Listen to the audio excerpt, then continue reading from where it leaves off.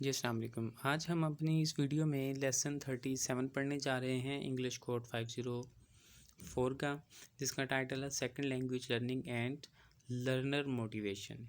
ठीक है जी, तो चलें स्टार्ट करते हैं। बिफोर स्टार्टिंग आप लोगों से रिक्वेस्ट है कि जिन लोगों ने चैनल को सब्सक्राइब नहीं किया, प्लीज़ फ्री सब्सक्रिप्शन होती है, चैनल को सब्सक्राइब ज़रूर कीजिएगा और वीडियो पे कमेंट ज़रूर दीजिएगा ताकि हमें पता चले कि कोई चीज़ अगर नहीं सही तरह से एक्सप्लेन कर सके तो आने वाले जो स्टूडेंट्स हैं उनके लिए अपनी वीडियोस को मज़ीद बेहतर से बेहतर बना सकें। जिस तरह पहले भी स्टार्टिंग की कुछ वीडियोस में हमने चीज़ों को हाईलाइट नहीं किया था, तो फिर कुछ लोगों ने कमेंट्स किए कि सर प्लीज़ हाईलाइट कर दिया करें चीज़ों को, तो फिर हमने हाईलाइट करने के बाद वीडियोस बनाना शुरू की। तो इसी तरह आप जब आप लोग कमेंट करते हैं तो आप लोगों के जो कमेंट्स होते हैं वो मतलब ऐसे फालतू में नहीं समझे जाते। आप लोगों की जो सजेशंस होती हैं they are really valuable for us, तो प्लीज़ कमेंट ज़रूर किया करें। तो चलें स्टार्ट करते हैं। Second language learning and learner motivation. Deep processing is an active process of making associations with material that is already familiar, examining interrelationships, elaborating stimulus, connecting the new material with personal experience, and considering alternative interpretations. अब deep processing इसकी मतलब आपको एक definition पूछी जा सकती है, कुछ भी इसके बारे में एमसीक्यू जा सकता है कि डीप प्रोसेसिंग है क्या। ये एक एक्टिव प्रोसेस है जिसमें हम क्या करते हैं, चीज़ों को एसोसिएट करते हैं जिनके साथ हमें हमारी पहले से ही वाकफियत है, उनका आपस में रिलेशंस देखते हैं, उनके जो कनेक्शंस बनाते हैं, अपने पर्सनल एक्सपीरियंस को कंसिडर करते हुए फिर उनकी डिफरेंट इंटरप्रिटेशंस करते हैं कि ये एक्चुअली चीज़ें हैं क्या, कैसे हैं, क्यों हैं। ठीक है। While surface processing is completion of the task with minimum conceptual efforts that results in much less information retained in memory because there is no emotional or cognitive investment in it। जबकि जो surface processing है वो क्या है, वो आपको simple एक task दिया गया, तो आपने उस टास्क को अचीव करना है। आपने एक छोटा सा आपको टास्क दिया, तो उसमें आपको इतनी ज़्यादा वो एक डीप जाने के लिए कि चीज़ों को सोचें, समझें, रिलेट करें, इतना कुछ भी नहीं करना पड़ता। यूँ समझे कि आपके लिए एक छोटा सा टास्क था, आपने वो कर लिया, लेकिन जब किसी चीज़ को लॉजिकली रीजंस के साथ प्रूव करने की बात आई तो फिर आप डीप प्रोसेसिंग में चले गए। आगे जी, Biggs model exploits a probable connection between intrinsic motivation and deep strategies and treats motivation in parallel with strategies. ठीक है। Ehrman indicates that students may not have a choice for using deep strategies due to weak educational background, lack of aptitude for learning, inexperience or inflexible learning style। वो अच्छा जी, एहरमन के मुताबिक जो students हैं वो कभी भी डीप स्ट्रेटजीज़ में नहीं जाते। बिकॉज़ क्यों नहीं जाते, उसकी रीज़न तो उसने बताया कि एक तो एजुकेशनल बैकग्राउंड वीक है, दूसरा फिर उनकी अगर lack of aptitude for learning, अगर वो लर्निंग में उनका बहुत ज़्यादा इंटरेस्ट नहीं है तो फिर भी नहीं जाते। फिर उनका इनएक्सपीरियंस, फिर वो चीज़ों के बारे में अगर एक्सपीरियंस नहीं होगा तो वो फिर भी नहीं जाएंगे। और फिर इनफ्लेक्सिबल लर्निंग स्टाइल और लर्निंग स्टाइल के ऊपर भी डिपेंड करता है, उसकी वजह से भी नहीं जाएंगे। Some other important treatment of the language learning strategies are to be found in Cohen and Wenden and ट्रॉपन।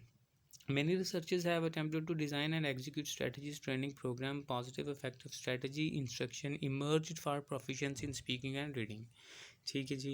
The most effective strategy instructions included demonstrating when a given strategy might be useful, as well as how to use and evaluate, and how to transfer it to other related tasks and situations। कुछ just उन्होंने explanation दी। अच्छा जी, affective factors in second language learning include motivation, self-efficacy, tolerance of ambiguity and anxiety, etc. Gardner and various colleagues proposed a socio-educational model of language learning, MCQs बन सकता है जी, which presents two kinds of motivation। अब इसमें से दो question बन गए, एक तो ये कि ये किसने दिया और या फिर इन्होंने कौन सा मॉडल दिया, फिर ये कि कितने किस्म की मोटिवेशन आ गई। Integrative and instrumental। Integrative motivated students are more successful language learners than the others। ठीक है जी, जो इंटीग्रेटिव मोटिवेटेड स्टूडेंट्स हैं वो ज़्यादा सक्सेसफुल हैं दूसरों के मुकाबले में। These are the learners who want to integrate into the target culture. ये वो लर्नर्स हैं जो टारगेटेड कल्चर में ख़ुद को एडजस्ट करना चाहते हैं, जो उसको अडॉप्ट करते हैं, जो उस कल्चर को समझने के लिए बहुत ज़्यादा कीन होते हैं ना, जो कीड़े होते हैं ठीक है जी, वो होते हैं। How ever this orientation proved far less important in foreign language settings. ठीक है, तो कहते हैं कि ये जो चीज़ है ये फॉरेन लैंग्वेज सेटिंग्स में इतनी काम नहीं आती। At important at times highly ethnocentric individuals who do not like the culture of the language they are studying achieve high level of foreign language proficiency. लेकिन कहता है कि आजकल जो मतलब करंट जो सिचुएशन है वो ऐसा भी हो रहा है कि बहुत सारे लोग जो किसी कल्चर को बिल्कुल भी पसंद नहीं करते, लेकिन वो उस कल्चर की लैंग्वेज सीख रहे हैं, तो वो उसको बहुत अच्छी तरह से सीख रहे हैं। फॉर एग्ज़ाम्पल हमारे बहुत सारे जो लोग हैं जो इंग्लिश कल्चर को बिल्कुल भी अच्छा नहीं समझते, but they are very good in English. ठीक है, तो ये बात कर रहे हैं। Clement identified 5 orientations of foreign language learners. किसने की, कितने की, आपके लिए क्वेश्चंस। ठीक है जी, फॉरेन लैंग्वेज लर्नर्स के लिए उसने ओरिएंटेशंस 5 तरह की निकाली। फ्रेंडशिप एंड ट्रैवल रिलेटेड, आप दोस्ती के हिसाब से यहाँ ट्रैवल करने के लिए। Identification with the target language group. ठीक है जी। General interest in the culture and in the world events, knowledge expansion and career improvements. अच्छा, वो एक्चुअली ये कह रहा है कि जो फॉरेन लैंग्वेज लर्नर्स हैं वो मतलब ये क्यों करते हैं, लैंग्वेज लर्न क्यों करते हैं, तो उसके लिए उसने 5 तरह की ओरिएंटेशन, यानी कि 5 चीज़ें हो सकती हैं। Friend and travel related, identification with the target language group, आप जो टारगेटेड लैंग्वेज है आप उनके साथ आइडेंटिफाई उनको करना चाहते हैं, उनके साथ आइडेंटिफिकेशन चाहते हैं। आपका जनरल इंटरेस्ट है कल्चर्स और वर्ल्ड इवेंट्स में। Knowledge expansion and career improvement, आप अपने इल्म में इजाफा करना चाहते हैं और अपने कैरियर को इम्प्रूव करना चाहते हैं। Desire to understand second language media, या फिर आप सेकेंड लैंग्वेज को लर्न करना चाहते हैं। जैक एंड रियांस in 1985 model distinguishes between intrinsic and extrinsic motivation। ठीक है जी, तो intrinsic और extrinsic motivations में इन्होंने in 1985 में मॉडल दिया।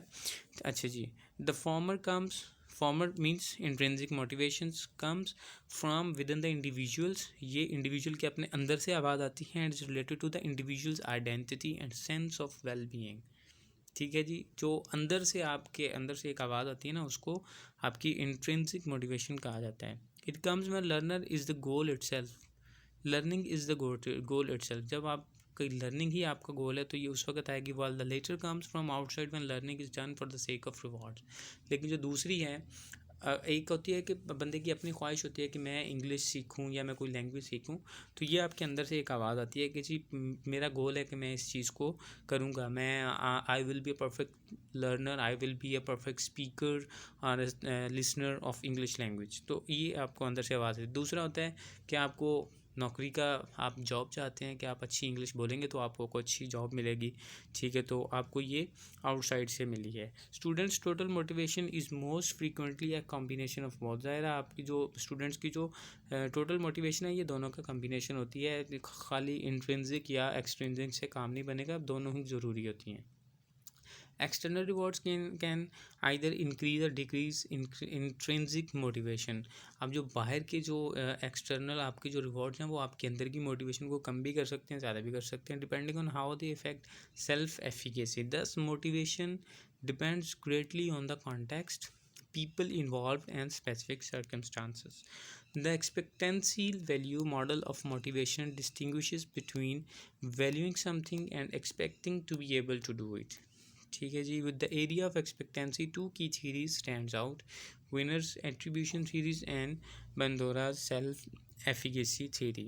तो ये कुछ एक्सपेक्टेंसी वैल्यू में 2 तरह की थीरी आती हैं, तो ये भी थोड़ा सा याद रखिएगा। That was all about this lesson. I hope so कि आपको अच्छे से समझ आ गया होगा। प्लीज़ अगर वीडियो में कोई चीज़ मिस होगी हो तो ज़रूर बताइएगा, और चैनल को सब्सक्राइब करें, वीडियो को लाइक करें, शेयर करें। Thanks for watching.